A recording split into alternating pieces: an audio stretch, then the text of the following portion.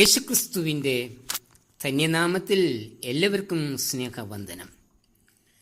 രക്ഷിക്കപ്പെട്ടവരും രക്ഷിക്കപ്പെടാത്തവരുമായി രണ്ട് വിഭാഗത്തിൽ ഉൾപ്പെട്ടവർ ഇന്ന് ക്രിസ്തീയ സമൂഹത്തിൽ ഉണ്ട്. അതായത് രക്ഷിക്കപ്പെട്ട വിശ്വാസിയും രക്ഷിക്കപ്പെടാത്ത വിശ്വാസിയും. മത്തായി 7:21 ഈ രണ്ട് വിഭാഗത്തിൽപ്പെട്ടവരെക്കുറിച്ചും കർത്താവ് പറയുന്നുണ്ട്. ഒന്ന്, കർത്താവേ കർത്താവേ എന്ന് എപ്പോഴും പറഞ്ഞുകൊണ്ടിരിക്കുന്ന രക്ഷിക്കപ്പെടാത്ത വിശ്വാസി. അവർ കർത്താവിനോട് നിന്റെ നാമത്തിൽ ഞങ്ങൾ പ്രവചിച്ചിട്ടുണ്ട്, ഭൂതങ്ങളെ പുറത്താക്കിയിട്ടുണ്ട്, വീര്യപ്രവൃത്തികൾ ചെയ്തിട്ടുണ്ട് എന്നൊക്കെ പറയും. എന്നാൽ കർത്താവ് പറയുന്നത് ഞാൻ ഒരു നാളും നിങ്ങളെ അറിഞ്ഞിട്ടില്ല എന്ന മത്തായി 7:22-23 വാക്യങ്ങൾ. വിശ്വാസി എന്ന് അഭിമാനിച്ചുകൊണ്ട് പല സംഗതികളും നാം ചെയ്യും. എന്നാൽ കർത്താവ് അങ്ങനെയുള്ളവരെ അറിയുന്നേ ഇല്ല. അതാ ഇവിടെ നമ്മെ ഓർപ്പിക്കുന്നത്. 2, സ്വർഗസ്ഥനായ പിതാവിൻ്റെ ഇഷ്ടം ചെയ്യുന്നവരാണ്. അതായത് കർത്താവിൻ്റെ വചനങ്ങളെ കേട്ട് പ്രമാണിക്കുന്നവർ. അവരാണ് രക്ഷിക്കപ്പെട്ട വിശ്വാസികൾ. ഇവരെ തിരിച്ചറിയുന്നത് അവരിൽ പുറപ്പെടുന്ന ഫലത്താൽ ആകുന്നുവെന്ന് കർത്താവ് പറയുന്നു. മത്തായി 7:20. നാമും വിശ്വാസികളെന്ന് അഭിമാനിച്ചുകൊണ്ട് നടക്കുന്നവരാ. കർത്താവിന് വേണ്ടി ഒത്തിരി കാര്യങ്ങൾ ചെയ്യുന്നവരെന്ന നമ്മളുടെ ധാരണ. സഭയുടെ എല്ലാ ആത്മീയ ശുശ്രൂഷകളിലും പ്രധാന സ്ഥാനത്ത് തന്നെ ഉണ്ടായിരിക്കും. സഭയുടെ വളർച്ചയ്ക്ക് വേണ്ട ചർച്ചകളിലും നാം പങ്കുചേരും. പക്ഷെ അപ്പോഴൊക്കെ ഞാൻ പറയുന്നതുവരെല്ലാം നടക്കണം എന്ന് നിർബന്ധം പിടിക്കുകയും ചെയ്യും. ദൈവത്തിൻ്റെ ഇഷ്ടം എന്തെന്ന് അറിഞ്ഞു പ്രവർത്തിപ്പാൻ താല്പര്യപ്പെടുകയേ ഇല്ല. അങ്ങനെയെങ്കിൽ ഞാൻ രക്ഷിക്കപ്പെട്ട വിശ്വാസിയോ രക്ഷിക്കപ്പെടാത്ത വിശ്വാസിയോ? രക്ഷിക്കപ്പെട്ട വിശ്വാസി എങ്ങനെ തിരിച്ചറിയാം? തെസ്സലോനിക്ക സഭയിലെ വിശ്വാസികളെ പ്രശംസിച്ചുകൊണ്ട് പൗലോസ് ഇങ്ങനെ പറയുന്നുണ്ട്: നിങ്ങൾ വിഗ്രഹങ്ങളെ വിട്ട് ദൈവത്തെങ്കിലേക്ക് തിരിഞ്ഞവർ എന്ന്. 1 തെസ്സലോനിക്കർ 1:9 വാക്യം. തെസ്സലോനിക്ക വിശ്വാസികളെ പൗലോസ് സംബോധന ചെയ്യുന്നത് ദൈവത്താൽ സ്നേഹിക്കപ്പെട്ട സഹോദരന്മാരെ എന്ന് വിളിച്ചുകൊണ്ട 1:4 വാക്യം. അവരുടെ ജീവിതത്തിൽ 2 പ്രത്യേകതകൾ കണ്ടുകൊണ്ടാണ് ഈ വിധത്തിൽ അവരെ സംബോധന ചെയ്തത്. ഒന്നാമത്തെ പ്രത്യേകത, അവർ വിഗ്രഹങ്ങളെ ഉപേക്ഷിച്ചവർ ആയിരുന്നു. അതായത് ദൈവത്തെ മനസ്സിലാക്കിയ അവർ തങ്ങളിൽ ഉണ്ടായിരുന്ന പഴയ സ്വഭാവത്തെ പൂർണ്ണമായി ഉപേക്ഷിച്ചു. വിശ്വാസികൾ പഴയ മനുഷ്യനെയും പഴയ മനുഷ്യനിൽ ഉണ്ടായിരുന്ന എല്ലാ പ്രവൃത്തികളെയും പൂർണ്ണമായി ഉപേക്ഷിക്കണം.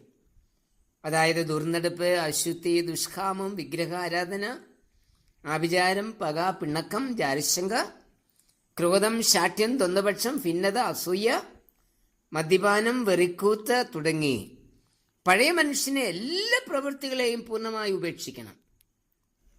ഇവയൊക്കെ നമ്മിൽ നിന്ന് പുറപ്പെട്ട് നമ്മെ അശുദ്ധരാക്കിക്കൊണ്ടിരിക്കുന്നു. നമ്മുടെ ശരീരം ദൈവത്തിൻ്റെ ആലയമാണ്. അതുകൊണ്ട് നാം എപ്പോഴും ശുദ്ധിയുള്ളവരായിരിക്കണം. പാപജീവിതത്തെ ഉപേക്ഷിക്കുന്നതിൽ കൂടി മാത്രമേ നാം ശുദ്ധിയുള്ളവരായി തീരുകയുള്ളൂ. പൗലോസ് തൻ്റെ പാപജീവിതത്തെ ഓർത്ത് കരയുന്നത് അയ്യോ ഞാൻ അരിഷ്ട മനുഷ്യൻ എന്ന് പറഞ്ഞുകൊണ്ടാണ്. റോമർ 7:24 വാക്യം. ഈ വിധത്തിൽ പറയുവാൻ നമുക്കും കഴിയണം. തെസ്സലോനിക്ക സഭയുടെ 2ാമത്തെ പ്രത്യേകത, അവർ ദൈവത്തെങ്കിലേക്ക് തിരിഞ്ഞവർ ആയിരുന്നു. പാപവഴികളെ ഉപേക്ഷിച്ചാൽ മാത്രം പോരാ, ദൈവത്തെങ്കിലേക്ക് പൂർണ്ണമായി തിരിയുകയും വേണം. അതായത് ദൈവത്തിന് ജീവിതത്തിൽ പ്രഥമ സ്ഥാനം നൽകണം. ഇന്ന് പാപം ചെയ്യാത്ത അനേകരുണ്ട്. എന്നാൽ അവരുടെ ജീവിതത്തിൽ ദൈവം ഇല്ല. ദൈവം ജീവിതത്തിൽ ഇല്ലാത്ത ശൂന്യമായിരിക്കുന്നവരുടെ ജീവിതത്തെ സൂചിപ്പിച്ചുകൊണ്ട് കർത്താവ് പറയുന്ന ഉപമയാണ് ലൂക്കോസ് 11-ാം 24, 25, 26 വാക്യങ്ങൾ. അതായത് ശൂന്യമാക്കി വിശുദ്ധീകരിക്കപ്പെട്ട ജീവിതത്തിലേക്ക് ദൈവത്തെ പ്രവേശിപ്പിക്കാതിരുന്നാൽ വീണ്ടും അശുദ്ധാത്മാവ് അവിടെ പ്രവേശിക്കും. അതുകൊണ്ട് പാപത്തെ ഉപേക്ഷിച്ച് ശൂന്യമാക്കപ്പെട്ടിരിക്കുന്ന ഹൃദയത്തിലേക്ക് കർത്താവിന് പ്രവേശനം നൽകണം. അപ്പോഴാണ് നാം ദൈവത്തിങ്കിലേക്ക് തിരിയുന്നത്. ദൈവത്തിങ്കിലേക്ക് തിരിയുക എന്നത് ക്രിസ്ത്യാനിയാകുന്നതോ ഒരു സഭ വിട്ട് മറ്റൊരു സഭയിലേക്ക് പോകുന്നതോ അല്ല. പിന്നെയോ ദൈവത്തിൽ പൂർണ്ണ ആശ്രയം വെക്കുന്ന അനുഭവമാണ്. ഈ ഒരു അനുഭവമാണ് സങ്കീർത്തനം 42:1 നാം വായിക്കുന്നത്. എൻ്റെ ആത്മാവ് നിന്നോട് ചേരുവാൻ നിനക്കായി ദാഹിക്കുന്നു എന്ന് പറയുന്ന അനുഭവം.